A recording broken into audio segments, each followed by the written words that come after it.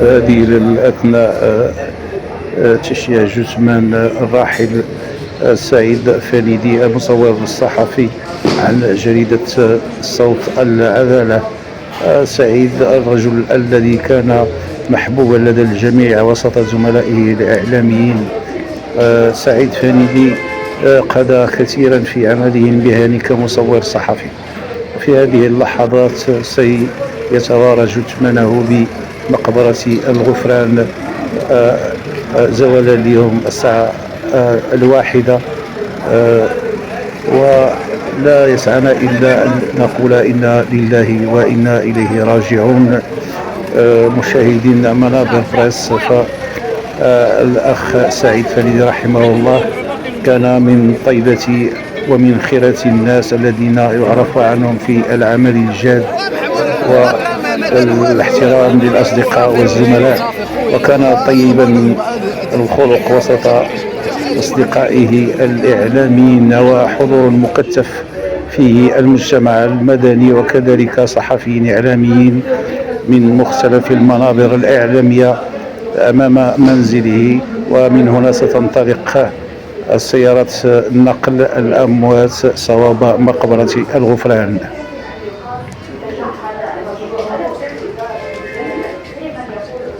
دائما نقول إنا لله وإنا إليه راجعون. وداعا أخي سعيد، وداعا أخي سعيد فنيدي.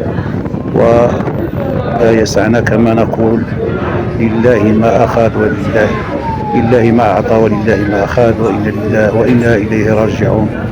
فعلا احنا اليوم المدير نشر هي تعتبر ساعة الخير، ما تنقولوش الخير دليل أن الحضور ديال هذا الأخ ديالنا فنيدي كما كتشوفوا الحمد لله عدد ديال الأصدقاء جاوا من جميع المناطق، بالأخص الدار البيضاء جاوا باش يترحموا عليه في هذا اليوم ديال الوداع.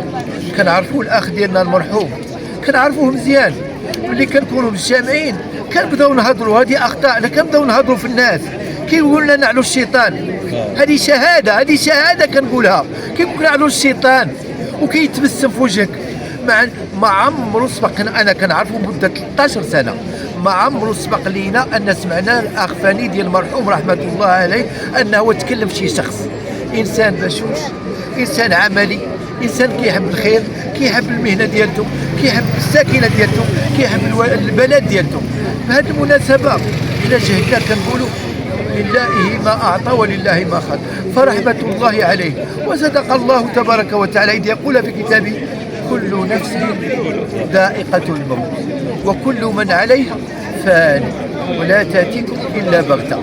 حتى حنا ما عرفناش الساعة ديالنا، تمنينا بالساعة النهاية ديالنا يكون بحال هذا الحضور، يكون بحال هذا الحضور، حيث إلا جهدوا لك 3 ديال المسلمين بالإيمان ديالك دخلت الجنة. ونحن نشهد أنه إنسان يتقي الله، مؤمن، ما كيتكلمش في الناس، عملي، ولله ما أعطى ولله ما أخذ.